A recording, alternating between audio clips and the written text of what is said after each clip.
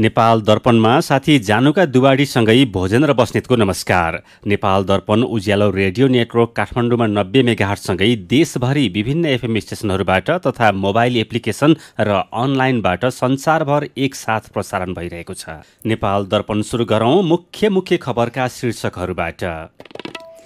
पछिल्लो 24 घण्टामा 2444 जनामा कोरोना संक्रमण पुष्टि। एकीकृत समाजवादीका अध्यक्ष नेपाललाई पनि संक्रमण। काठमाडौँ उपत्यकामा राजनीतिक भेला र मेला महोत्सव गर्न रोक। सार्वजनिक गाडीमा मास्क अनिवार्य।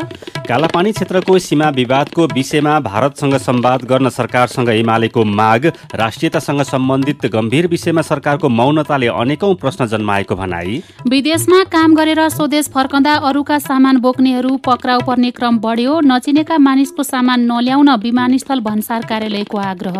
लोभ लालचमा नफसिकन आफ्नो सामान मात्रै चाहिँ बोकेर आउनलाई म अनुरोध गर्दछु।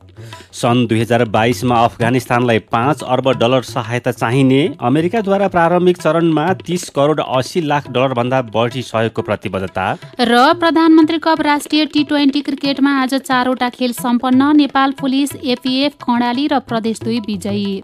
रेडियो नेटवर्कबाट प्रसारण भइरहेको नेपाल दर्पणमा अब सुनौं पूरा खबर। पछिल्लो 24 घण्टामा 2444 जनामा कोरोना संक्रमण पुष्टि भएको छ। पीसीआर र एन्टिजेन गरेर 15033 जनाको नमुना परीक्षण गर्दा 16.25% अर्थात् 2444 जनामा कोरोना संक्रमण पुष्टि भएको 2444 जनामा कोरोना संक्रमण पुष्टि भएको स्वास्थ्य तथा जनसङ्ख्या मन्त्रालयले जनाएको छ। आज पुष्टि भएको संक्रमण गएको हप्ताको मंगलबारको तुलनामा 6 गुणा भन्दा धेरै हो। पछिल्लो केही दिनदेखि संक्रमण अत्याधिक बढिरहेको छ। बितेको 24 घण्टामा काठमाडौँ उपत्यकामा मात्रै 980 जनामा संक्रमण पुष्टि भएको छ। यस्तै पछिल्लो 24 घण्टामा 313 जना निको भएका छन्। यो सहित कोरोना संक्रमण मुक्त हुनेको संख्या 8,14,798 जना पुगेको छ। थप 1 जना सहित कोरोना संक्रमणका कारण ज्यान गुमाउनेको संख्या 11,607 जना पुगेको छ। अहिले नेपालमा 9,522 जना कोरोना भाइरसका सक्रिय संक्रमित रहेका छन्। यसैबीच पछिल्लो 24 घण्टामा 1,80,457 जनाले कोरोना विरुद्धको खोप लगाएका छन्। यसैबीच नेकपा एकीकृत समाजवादीका अध्यक्ष माधव कुमार नेपाललाई पनि कोरोना भाइरसको संक्रमण पुष्टि भएको छ। हिजो कोरोना परीक्षणका लागि नमुना दिनुभएका पूर्व प्रधानमन्त्री समेत रहनुभएका अध्यक्ष नेपाललाई आज संक्रमण पुष्टि भएको हो। अहिले उहाँ घरमै आइसोलेसन बसिरहनु भएको छ। यसैबीच काठमाडौँ उपत्यकामा राजनीतिक भेला र महोत्सव गर्न रोक लगाइएको छ। काठमाडौँ, ललितपुर र भक्तपुरका प्रमुख जिल्ला अधिकारीहरूको बैठकले कोरोना संक्रमणको जोखिम घटाउन आज राति 12 बजेदेखि लागू हुने गरी राजनीतिक भेला र मेला महोत्सव गर्न रोक लगाएको जिल्ला प्रशासन कार्यालय काठमाडौँले जारी गरेको आदेशमा उल्लेख छ। यस्तै आउँदो माघ 15 गतेसम्म भौतिक उपस्थितिमा पठन पाठन रोक्ने आदेशमा उल्लेख छ। माघ 7 गतेदेखि कार्यालय, होटल, रेस्टुरेन्ट, सिनेमा हल, रङ्गशाला, हवाई पार्कमा प्रवेश गर्दा खोप कार्ड अनिवार्य व्यवस्था गर्नुपर्ने आदेशमा उल्लेख छ। यस्तै सार्वजनिक गाडीमा चढ्दा मास्क अनिवार्य गरिएको छ। यसैबीच त्रिभुवन अन्तर्राष्ट्रिय विमानस्थल कार्यालयले स्वागत र बिदाईका लागि विमानस्थलमा नआउन अपिल गरेको छ। विमानस्थल कार्यालयबाट अति नै जरुरी अवस्थामा बाहेक भिआइपी पास उपलब्ध नगराइने विमानस्थल कार्यालयले निकालेको सूचनामा उल्लेख छ। यसैबीच नेकपा एमालेको प्रदेश अधिवेशन माघ 28 र 29 गतेका लागि सरेको छ। यसअघि माघ 8 गतेका लागि तोकिएको सबै प्रदेशको अधिवेशन कोरोना संक्रमणको जोखिमका कारण माघ 28 र 29 गतेका लागि सारिएको नेकपा एमाले प्रचार विभागका उपप्रमुख विष्णु रिजालले जानकारी दिनुभयो। यसैबीच चीनबाट झण्डै 12 लाख डोज कोभिड विरुद्धको भेरोसेल खोप नेपाल आइपुगेको छ। एसियाली विकास बैंकको ऋण सहयोगमा भेरोसेलको 11,84,000 मात्रा खोप नेपाल आइपुगेको स्वास्थ्य सेवा विभागका आपूर्ति व्यवस्थापन शाखाका प्रमुख डाक्टर सुरेन्द्र चौरासियाले जानकारी दिनुभयो। यो सँगै नेपालमा अहिलेसम्म Vero Cell, Covishield, AstraZeneca, Pfizer, Moderna, Johnson and Johnson लगायतका 4,03,87,927 मात्रा खोप प्राप्त भएको छ। नेकपा एमालेले कालापानी क्षेत्रको सीमा विवादको विषयमा भारतसँग संवाद गर्न सरकारसँग माग गरेको छ। प्रमुख प्रतिपक्षी दल एमालेका परराष्ट्र मामिला विभाग प्रमुख राजन भट्टराईले विज्ञप्ति निकालेर लिम्पियाधुरा, कालापानी र लिपुलेक लगायतका नेपाली भूभाग आफ्नोमा पार्न महाकाली नदीको नाम परिवर्तन गरेको र नेपाली भूमि अतिक्रमण गरेर सडक विस्तार गर्दा पनि सरकार मौन रहेको भन्दै संवाद गर्न आग्रह गर्नुभएको हो। विज्ञप्तिमा राष्ट्रियतासँग सम्बन्धित गम्भीर विषयमा सरकारको मौनताले अनेकौं प्रश्न जन्माएको उल्लेख छ। लिम्पियाधुरा, कालापानी र लिपुलेक लगायतका भूभाग फिर्ता गराउन र तिनमा नेपालको भोग चलन सुनिश्चित गर्न विगतमा नेपाल सरकारले पहल गरिसकेको विज्ञप्तिमा उल्लेख छ। एमाले अध्यक्ष केपी शर्मा ओली प्रधानमन्त्री भएका बेला 2077 सालमा नेपालले लिम्पियाधुरा सहितको चुच्चे नक्सा जारी गरेको थियो। विवादित क्षेत्रमा राज्य स्तरबाट संरचना निर्माण गर्न नहुने विज्ञप्तिमा उल्लेख छ।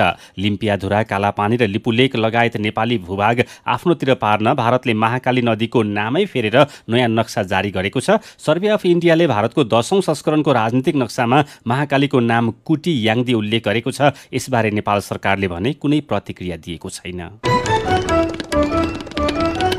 अर्थमन्त्री जनार्दन शर्माले बाँकी 6 महिनामा चालु आर्थिक वर्षको पुँजीगत खर्च गरिसक्न विभिन्न मन्त्रालयलाई आग्रह गर्नुभएको छ। अर्थ मन्त्रालयमा भएको खर्च समीक्षा बैठकले अर्थमन्त्री शर्माले आफू मध्यरातमै भए पनि सहयोग गर्न तयार रहेको भन्दै खर्च पूरा गर्न आग्रह गर्नुभएको हो। उहाँले ठूला आयोजनाहरूमा पनि पालिकालाई सहभागी गराउने लगायतका खर्च बढाउने उपायहरू खोजेर छिटो काम गर्न उहाँको आग्रह छ। फाइल बोकेर मन्त्रालय र विभाग धाउँदै समय घर्कने भएकाले डिजिटल माध्यमको प्रयोग गरेर चाँडो काम गर्न उहाँको आग्रह छ। हिजोसम्मको तथ्याङ्क अनुसार चालु आर्थिक वर्षको 6 महिना बितिसक्दा पुँजीगत खर्च 9.39% मात्रै भएको छ। यस्तै चालुतर्फ 38.9% गरी कुल खर्च 29.11% पुगेको अर्थ मन्त्रालयले जनाएको छ। प्रदेश 2 को नामाकरण र राजधानी सम्बन्धी प्रस्ताव फेरि मतदानमै लैजाने दलहरूबीच सहमति भएको छ। दलहरूबीच मतदानका लागि प्रदेश सभामा प्रस्ताव लैजाने सहमतिसँगै प्रदेश सभाको बैठक आउने माघ 2 गते बस्ने भएको छ। बैठकमा विभिन्न दलका प्रदेश सभा सदस्यबाट नाम र राजधानीका लागि आएका प्रस्ताव टेबल गर्ने र माघ 3 गते मतदान गर्ने दलहरूबीच सहमति भएको नेकपा माओवादी केन्द्र संसदीय दलका नेता भरत प्रसाद शाहले जानकारी दिनुभयो।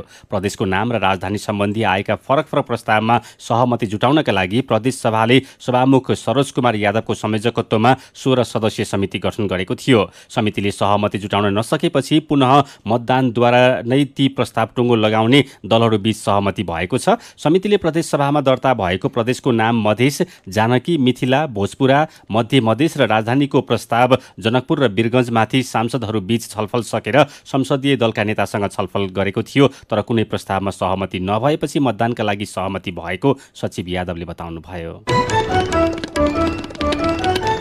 नारायण हिटी दरबार संग्रहालय तथा गणतन्त्र स्मारक व्यवस्थापन तथा सञ्चालन विकास समितिका कार्यकारी निर्देशक भेषनारायण दाहालले राजीनामा दिनुभएको छ। कार्यकारी निर्देशक दाहालले संस्कृति, पर्यटन तथा नागरिक उड्डयन मन्त्रालयमा राजीनामा बुझाउनु भएको हो। नारायण हिटी दरबार संग्रहालय परिसरमा बता समूहलाई रेस्टुरेन्ट बनाउन जग्गा भाडामा दिएको विषयमा विवाद उत्पन्न भएपछि छानबिनका लागि समिति गठन भएको थियो। समितिले तयार पारेको प्रतिवेदनमा मिलोमतोमा सम्झौता भएको र कार्यकारी निर्देशक दाहालको कमजोरी भएको उल्लेख गरेपछि उहाँले राजीनामा दिनुभएको हो। दाहालले दिनुभएको राजीनामा मन्त्रालयले स्वीकृत गरेको छ। सीधा कुरा प्रष्ट विचार। यो हो उज्यालो रेडियो नेटवर्क काठमाडौँमा 90 मेगाहर्ज नेपाल दर्पणमा कुराकानीसँगै खबरको सिलसिला बाँकी नै छ, सुन्दै गर्नुहोला। तपाईँ अहिले रेडियो, मोबाइल एप्लिकेसन र अनलाइनबाट प्रसारण भइरहेको उज्यालो रेडियो नेटवर्कको नेपाल दर्पण सुन्दै हुनुहुन्छ। यतिन्जेल हामीले पछिल्लो 24 घण्टामा 2444 जनामा कोरोना संक्रमण पुष्टि, काठमाडौँ उपत्यकामा राजनीतिक भेला र मेला महोत्सव गर्न रोक, कालापानी क्षेत्रको सीमा विवादको विषयमा भारतसँग संवाद गर्न सरकारसँग एमालेको माग, विदेशमा काम गरेर स्वदेश फर्कदा अरूका सामान बोक्नेहरू पक्राउ पर्ने क्रम लगायतका खबर प्रस्तुत गर्यौं। नेपाल दर्पणमा अब बाँकी प्रसङ्ग। विदेशमा श्रम गरेर स्वदेश फर्किएका कतिपय श्रमिक देशमा पाइला टेक्दाको खुसी अनुभव गर्न नपाउँदै विमानस्थलभित्रै पक्राउ पर्न थालेका छन्। कतिपय कानूनले तोकेभन्दा बढी सामान ल्याउँदा त कतिपयलाई अपरिचित व्यक्तिले प्रलोभनमा पारी कानूनले वर्जित गरेका सामान पठाउँदा विमानस्थलमा पक्राउ पर्ने गरेका छन्। उनीहरू भन्सार कार्यालयले खोजी गर्दा मात्र झल्यास हुन्छन्। युएई लगायतका देशको विमानस्थलमा घर फर्कन लागेका श्रमिकलाई ललाई फकाई सामान पठाउनेहरू ढुकेरै बसेका हुन्छन्। उनीहरू देशमा पाइला टेक्न साथ पत्तै नपाई कानूनी कठघरामा पुग्छन्। विदेशबाट आएका श्रमिक के कस्ता कारणले विमानस्थलमै पक्राउ परेका हुन् भनेर त्रिभुवन अन्तर्राष्ट्रिय विमानस्थल भन्सार कार्यालयका सूचना अधिकारी किशोर बर्तौलालाई साथी सञ्जिता देवकोटाले सोध्नु भएको छ। सूचनाको अभावले गर्दाखेरि चाहिँ नथपाएर यात्रुहरू आउँदाखेरि चाहिँ अब चाहिँ ऐन कानुनले चाहिँ रोकेको कुराहरू हामीले हेर्न परेको थाहा नपाएर त्यहाँ आएपछि मात्रै झनास्रो मान्छे हुने गरेको चाहिँ अहिलेसम्म उदाहरण त्यस्तो देखिन्छ कि थाहा पाएर अरूको बोकेर आएको त्यस्तो देखिन्छ। अपरिचित व्यक्तिले ललाइ फकाइ गरी सामान चाहिँ पठाएको पनि पाइयो, त्यसकारणले अपरिचित व्यक्तिले पठाएको सामान चाहिँ नल्याउनु होला भनेर सूचना पनि जारी गरेको छ भन्सार कार्यालयले। यस्तो चाहिँ धेरै पाइएको हो। अब यस्तो छ त्यो अब त्यो ऐन कानुनले तोकेका चाहिँ त्यहाँ चाहिँ सीमा भन्दा बाहिर आएको अनि चाहिँ जस्तै यहाँ अहिले चाहिँ 1 वर्षको मेरो चाहिँ यहाँ 1 वर्षको अनुभवमा चाहिँ विभिन्न आइटममा चाहिँ एउटा चाहिँ अब मालिस गर्ने तेलमा चाहिँ ओलिभ ओइलमा हालेर ल्याएर लिक्विड बनाएर है उदाहरण एउटा दिउँ न। अनि त्यसपछि कफी मेकरहरू मोबाइलको भित्र चाहिँ पुराना मोबाइलहरूमा विभिन्न आइटमहरूमा लुकाइ छिपाई यहाँ चाहिँ उहाँहरू अब के सूचना पाउनुहुन्छ लुकाइ छिपाई तर लुकेर छिपिँदैन। त्यहाँ चाहिँ मेटल डिटेक्टरहरूदेखि सबै कुरा छ।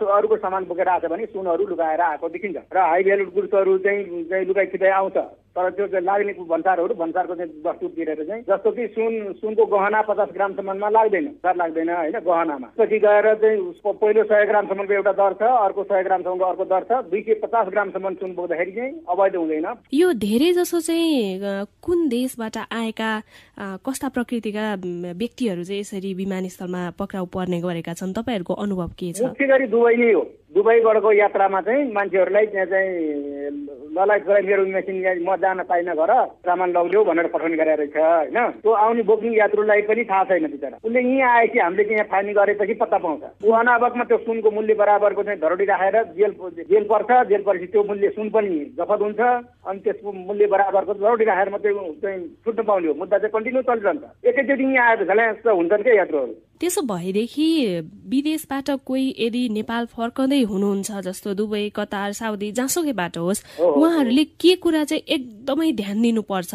ताकि भन्सारबाट सजिलै आफ्नो सामान लिएर विमानस्थलबाट बाहिर निस्किन सकियोस्? तमाम हाम्रो चाहिँ विदेशमा कामको सिलसिलामा गएका हाम्रो नेपाली दाजुभाइ दिदीबहिनीहरूलाई म के भन्नु सन्देश दिन चाहन्छु भने आफ्नो बाहेक आफूले अपरिचित बाहेक लोभ लालचमा नफसिकन आफ्नो सामान मात्रै चाहिँ बोकेर आउनलाई म अनुरोध गर्दछु। कति पनि लोभमा नफसेर आफू मात्रै यात्रा आफ्नो मात्रै लगेज आफूले थाहा पाएको चिज मात्रै बोक्न हुन म अनुरोध गर्छु। कहिलेकाहीँ चाहिँ श्रमिकहरूको यस्तो गुनासो पनि आउँछ हामीलाई चाहिँ विमानस्थलमा किन त्यस्तो गरिन्छ हाम्रा चक्लेट पनि सबै खातल खुतल पारेर हेर्ने गरिन्छ हामीलाई पुग्दाखेरि यस्तो अपहेलित अनुभव पनि हुन्छ भन्नुहुन्छ कि?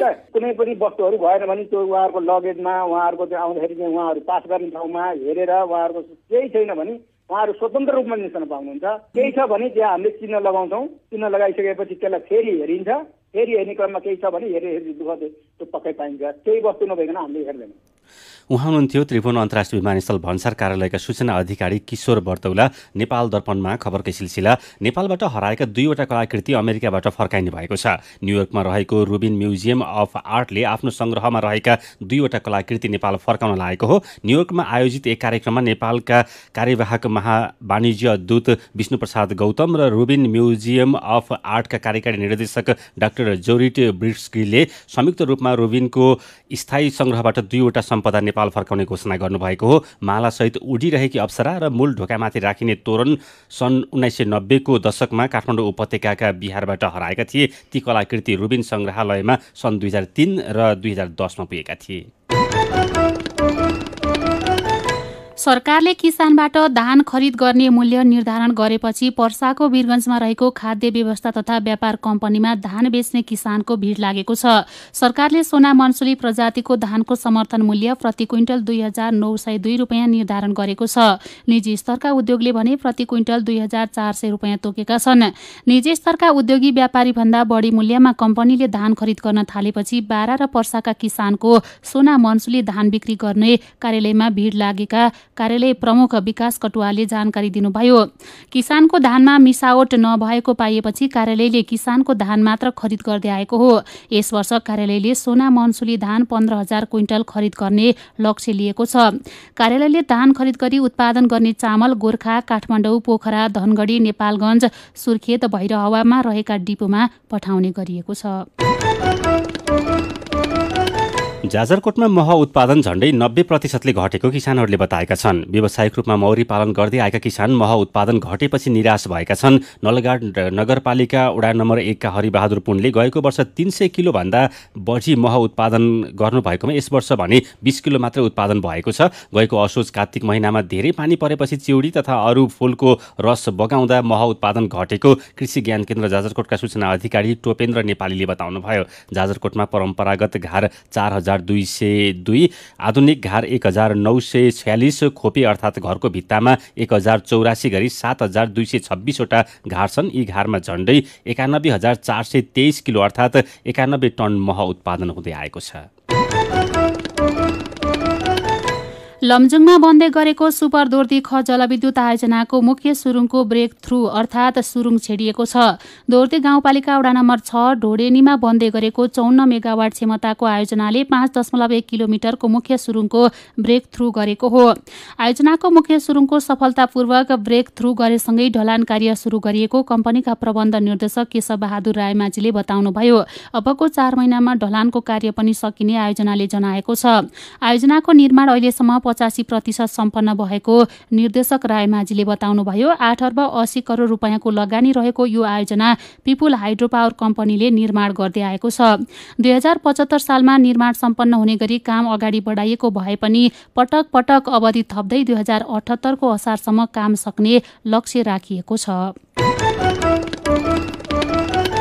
सीधा कुरा प्रश्न विचार। यो हो उज्यालो रेडियो नेटवर्क काठमाडौँमा 90 मेगाहर्ज। नेपाल दर्पणमा मेरो पनि भन्नु छ सँगै खबरको सिलसिला बाँकी नै छ, सुन्दै गर्नुहोला। विभिन्न रेडियो स्टेशनबाट मेचीदेखि महाकालीसम्म र मोबाइल एप्लिकेसन तथा अनलाइनबाट संसारभरि एकसाथ प्रसारण भइरहेको नेपाल दर्पणमा तपाईँलाई फेरि स्वागत छ। अब बाँकी खबर। दाङ देउखुरी जिल्ला अदालतले देउखुरीको राप्ती गाउँपालिका वडा नम्बर 8 को सोही बचत तथा ऋण सहकारी संस्थाको रकम हिनामिना प्रकरणमा किरण भण्डारी र रुकमाङ्गत गेवालीलाई पूर्वपक्षका लागि जिल्ला कारागार घोराईमा पठाएको छ। रकम हिनामिनाको आरोपमा 50-50 लाख रुपियाँ धरौटी मागेकोमा तोकिएको धरौटी बुझाउन नसकेपछि जिल्ला कारागार घोराईमा पठाइएको हो। सहकारीका कोषाध्यक्ष रामकृष्ण पौडेलले भने 25 लाख रुपियाँ धरौटी तिरेर छुट्नु भएको छ। यस्तै राप्ती गाउँपालिका वडा नम्बर 8 मा रहेको सहकारीका शेयर सदस्यहरूले 5,27,26,692 रुपियाँ हिनामिना गरेको भन्दै 25 जना विरुद्ध मुद्दा हालेका थिए। रकम हिनामिना प्रकरणमा अदालतले यसअघि 20 जना विरुद्ध पक्राउ पूर्जी जारी गरेको थियो। काठमाडौँमा बिजुलीको तार भूमिगत गर्दा सडक पेटी खनेर अलपत्र छोडिएका कारण पैदल यात्रीलाई समस्या भएको छ। भूमिगत तारका लागि प्राधिकरणले महाराजगञ्ज वितरण केन्द्र, रत्नपार्क वितरण केन्द्र र कीर्तिपुरमा काम गरिरहेको छ, तर कामको गति सुस्त हुँदा सडकमा समस्या देखिएको छ। 25 घण्टा 26 मिनट लामो रेडियो अन्तर्वार्ता लिएर सोलुखुम्बुका पत्रकारहरू भानुभक्त निरौला र पर्यटनविद आङफिन्जो शेर्पाले विश्व कीर्तिमान बनाउनु भएको छ। पत्रकार निरौला र पर्यटनविद शेर्पाले सोलुखुम्बुबाट सञ्चालित हिमाल एफएमबाट 25 घण्टा 26 मिनट लामो रेडियो अन्तर्वार्ता लिएर यसअघि अस्ट्रेलियामा भएको रेकर्ड ब्रेक गर्दै नेपालको तर्फबाट विश्व रेकर्ड कायम गर्नु भएको हो। निरौला र शेर्पाले पेश गरेको दाबीलाई गिनिज बुक अफ वर्ल्ड रेकर्डले हिजो मान्यता दिएको हो। राष्ट्रपति विद्यादेवी भण्डारीले पृथ्वीनारायण शाहको शालिगमा माल्यार्पण गर्नुभएको छ। पृथ्वी जयन्ती तथा राष्ट्रिय एकता दिवसको अवसरमा उहाँले बिहान सिंहदरबारको पश्चिमी गेट अगाडिको शालिगमा माल्यार्पण गर्नुभएको हो। यस्तै पूर्व राजा ज्ञानेन्द्र शाह, राष्ट्रिय प्रजातन्त्र पार्टीका अध्यक्ष राजेन्द्र लिङदेन र पूर्व अध्यक्ष कमल थापाले पनि पृथ्वीनारायण शाहको शालिगमा माल्यार्पण गर्नुभएको छ। पृथ्वी जयन्तीको अवसरमा देशभर विभिन्न कार्यक्रम गरी पृथ्वी जयन्ती मनाइएको छ। लोकतन्त्रपछि सरकारले औपचारिक रूपमा पृथ्वी जयन्ती मनाउन छाडे पनि अनौपचारिक रूपमा विभिन्न कार्यक्रम हुँदै आएका छन्। यसैबीच नेपाली सेनाले एकीकरण पद यात्रा गरी गोर्खाबाट टर्च काठमाडौँ ल्याएको छ। 1779 साल पुस 27 मा गोर्खामा जन्मेका पृथ्वीनारायण शाहको यस वर्ष 300औं जन्म जयन्ती मनाइएको हो। मेरो पनि भन्नु छ। आज पृथ्वी जयन्ती एवं राष्ट्रिय एकता दिवस। राष्ट्रिय एकताका लागि दिवसको सान्दर्भिकता बारे आएका तपाईका प्रतिक्रियालाई आजको मेरो पनि भन्नु छमा समेटेका छौं। प्रकाश जमकट्यल लेख्नुहुन्छ, राजावादीले आफ्नो वीरता नसम्झौं, गणतन्त्रवादीले पराई नसम्झौं। पृथ्वीनारायण शाहलाई राजनीतिक भन्दा माथि राखौं। पृथ्वी जयन्ती तथा राष्ट्रिय एकता दिवसको शुभकामना। विष्णु गौतम लेख्नुहुन्छ, पृथ्वीनारायण शाह नभएको भए सायद हामीले स्वतन्त्रता दिवस मनाउनु पर्ने थियो। अहिलेको 7 प्रदेशभन्दा धेरै देश नै हुने थियो होला। त्यसैले हामीले पृथ्वीनारायण शाह र उहाँको योगदानलाई कदर गर्नुपर्छ। दिल्व धिमालको प्रतिक्रिया छ, हामी नेपाली र हाम्रो देश नेपाल भनेर गर्वका साथ बन्न पाउने अवसर प्रदान गर्ने पृथ्वीनारायण शाहलाई सबैले सम्मान गरौं। उहाँको योगदानको सम्झना गरी आज सार्वजनिक बिदा दिएको भए पनि उपयुक्त हुने थियो। बुद्धिबल नेउपाने लेख्नुहुन्छ, राष्ट्र र राष्ट्रियता कायम इतिहासले गर्छ। त्यसैले आज गरेका कार्य भोलि इतिहास हुने हुनाले पदीय दायित्व नैतिकवान भएर निर्वाह गरे भोलिका सन्ततिले सदा सम्झना गर्नेछन्। गम्भीर दवाडी इतिहासलाई हेरेर केही सिक्न जरुरी छ भन्नुहुन्छ। उहाँ लेख्नुहुन्छ, त्यो इतिहासमा पाइएको एकता र अहिले स्वार्थमा लहसिएको सत्ता समीकरणमा देखिएको एकता वास्तवमै फरक लाग्छ। हामी सबै एउटै बगैँचाका साझा फूलबारी हौं। इतिहासबाट सबैले केही सिकेको भए हुने थियो। अनि ममिता भुसाल लेख्नुहुन्छ, आजको दिनले देशको शासन सञ्चालन गर्नेहरूमा देश बचाउने मेरो दायित्व हो भन्ने चेतना प्रदान गरोस्। विचारका लागि तपाईलाई धन्यवाद। मेरो पनि भन्नु छ।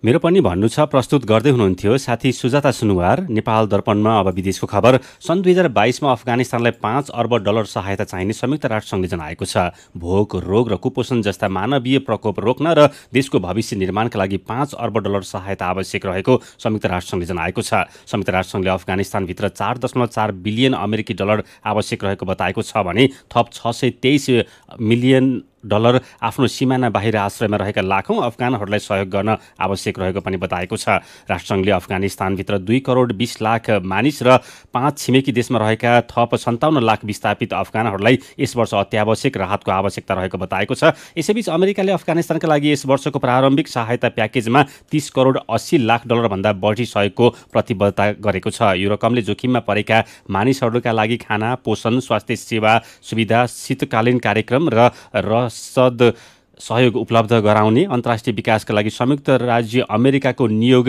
USAIDले विज्ञप्ति मार्फत जनाएको छ। अगस्तको मध्यमा तालिबान कट्टर इस्लामी अफगानिस्तान आन्दोलनले अफगानिस्तानमा आफ्नो नियन्त्रण कब्जा गरेपछि मानवीय सङ्कट गहिरिँदै गएको छ। नेपाल दर्पणमा अब खेल खबर। प्रधानमन्त्री कप राष्ट्रिय T20 क्रिकेटमा आज 4वटा खेल भएका छन्। टियु क्रिकेट मैदान कीर्तिपुरमा भएको पहिलो खेल नेपाल पुलिस क्लबले जितेको छ। आर्मीले दिएको 138 रनको लक्ष्य पुलिसले 18 ओभरमा 6 विकेट गुमाएर भेट्टायो। टस हारेर पहिले ब्याटिङ गरेको आर्मी 19 ओभर 5 बलमा 137 रनमा अल आउट भएको थियो। यस्तै टियु क्रिकेट मैदान कीर्तिपुरमै भएको दोस्रो खेलमा एपीएफ क्लबले बागमती प्रदेशलाई 7 विकेटले पराजित गरेको छ। बागमतीले दिएको 126 रनको लक्ष्य एपीएफले 18.4 ओभरमा मात्र 3 विकेट गुमाएर पूरा गर्यो। यसअघि पहिले ब्याटिङ गर्दै बागमतीले निर्धारित 20 ओभरमा 8 विकेट गुमाएर 125 रन बनाएको थियो। यसैबीच मूलपानी क्रिकेट मैदानमा भएको पहिलो खेलमा कर्णाली प्रदेशले प्रदेश 1 लाई 31 रनले हराएको छ। कर्णालीले दिएको 121 रनको लक्ष्य पछ्याएको प्रदेश 1 17 ओभर 5 बलमा 89 रनमा अल आउट भयो। यसअघि टस हारेर पहिले ब्याटिङ गरेको कर्णालीले निर्धारित 20 ओभरमा 7 विकेट गुमाएर 120 रन बनायो। यस्तै मूलपानी क्रिकेट मैदानमा भएको दोस्रो खेलमा प्रदेश नम्बर 2 ले गण्डकी प्रदेशलाई 2 विकेटले हराएको छ। गण्डकी प्रदेशले दिएको 117 रनको लक्ष्य प्रदेश 2 ले 18.1 ओभरमा 8 विकेट गुमाएर पूरा गर्यो। टस जितेर पहिले ब्याटिङ गरेको गण्डकीले निर्धारित 20 ओभरमा 7 विकेट गुमाएर 116 रन बनाएको थियो। खेल खबरसँगै उज्यालो रेडियो नेटवर्कबाट प्रसारण भइरहेको नेपाल दर्पणको समय सकिने लागेको छ। बिदा हुनु अघि आजका मुख्य खबरका शीर्षकहरू फेरि एकपटक। पछिल्लो 24 घण्टामा 2444 जनामा कोरोना संक्रमण पुष्टि। एकीकृत समाजवादीका अध्यक्ष नेपाललाई पनि संक्रमण।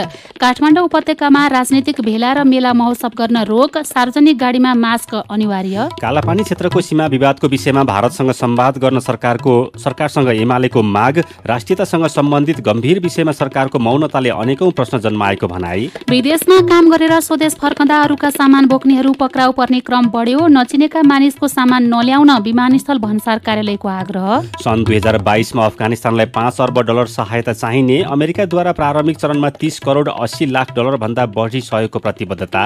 र प्रधानमन्त्री कप राष्ट्रिय T20 क्रिकेटमा आज 4वटा खेल सम्पन्न। नेपाल पुलिस, एपीएफ, कर्णाली र प्रदेश 2 विजयी।